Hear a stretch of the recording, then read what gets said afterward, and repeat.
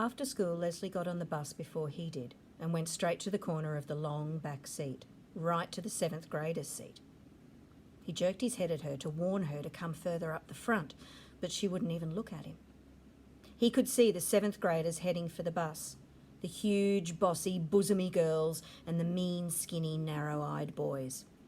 They'd kill her for sitting in their territory. He jumped up and ran to the back and grabbed Leslie by the arm. "You got to come up to your regular seat, Leslie." Even as he spoke, he could feel the bigger kids pushing up behind him down the narrow aisle.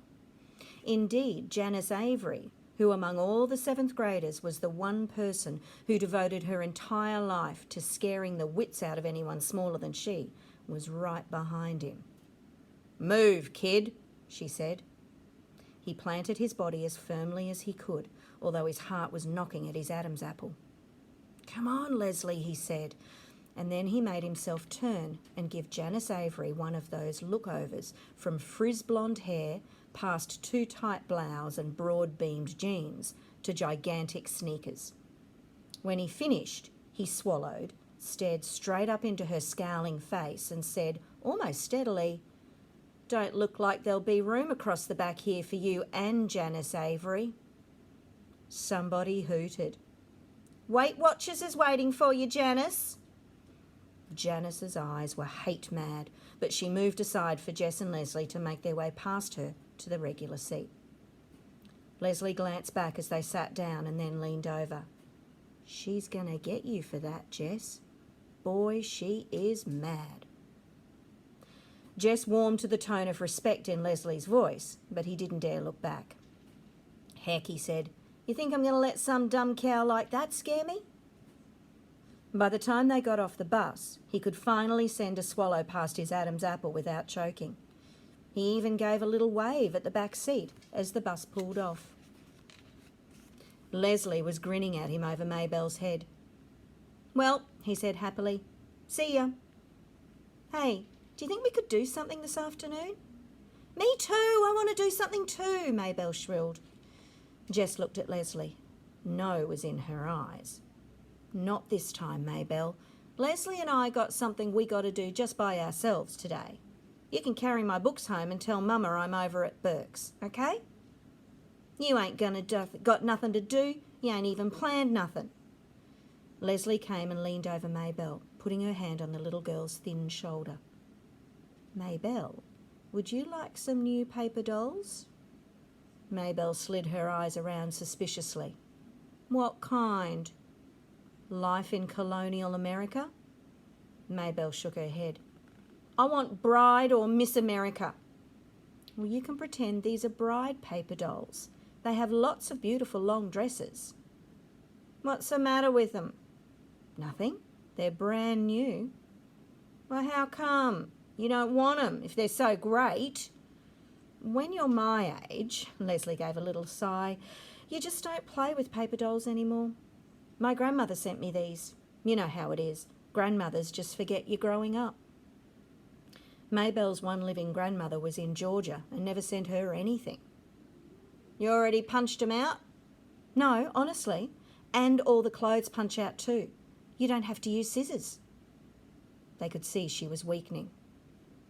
"How about," Jess began, "you coming down and taking a look at them, and if they suit you, you could take them along home when you go and tell Mama where I am."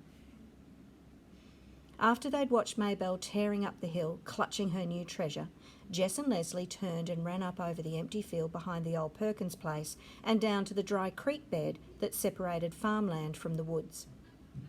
There was an old crabapple tree there, just at the bank of the creek bed, from which someone long forgotten had hung a rope. They took turns swinging across the gully on the rope. It was a glorious autumn day, and if you looked up as you swung, it gave you the feeling of floating. Jess leaned back and drank in the rich, clear colour of the sky.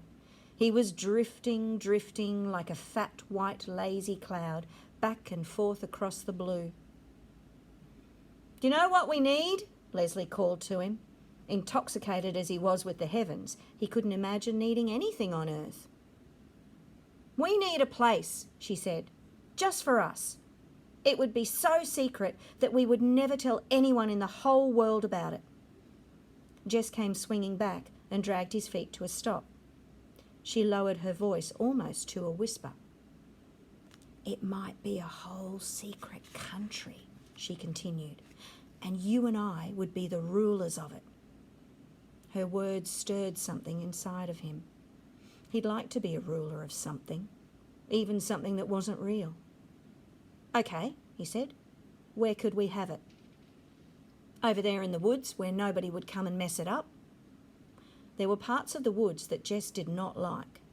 Dark places where it was almost like being underwater, but he didn't say so. "I know," she was getting excited. "It could be a magic country like Narnia, and the only way you can get in is by swinging across on this enchanted rope." Her eyes were bright. She grabbed the rope. "Come on," she said. "Let's find a place to build our castle's stronghold." They had gone only a few yards into the woods beyond the creek bed when Leslie stopped. "How about right here?" she asked.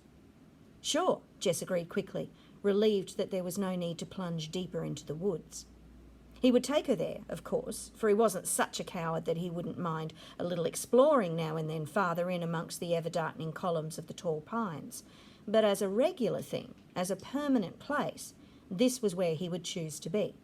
Here where the dogwood and redbud played hide-and-seek between the oaks and evergreens, and the sun flung itself in golden streams through the trees to splash warmly at their feet. "Sure," he repeated himself, nodding vigorously.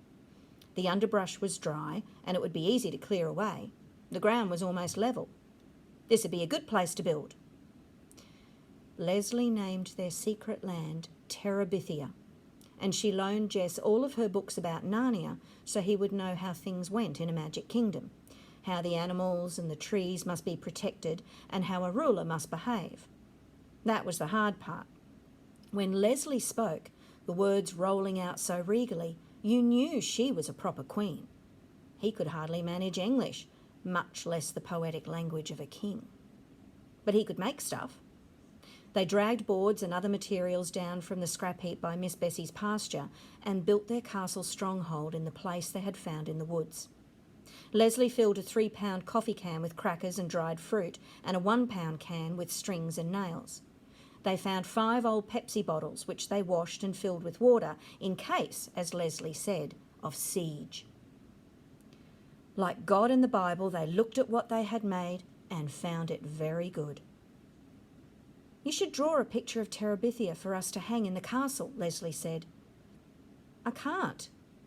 How could he explain in a way that Leslie would understand how he yearned to reach out and capture the quivering life about him, and how when he tried it slipped past his fingertips, leaving a dry fossil upon the page?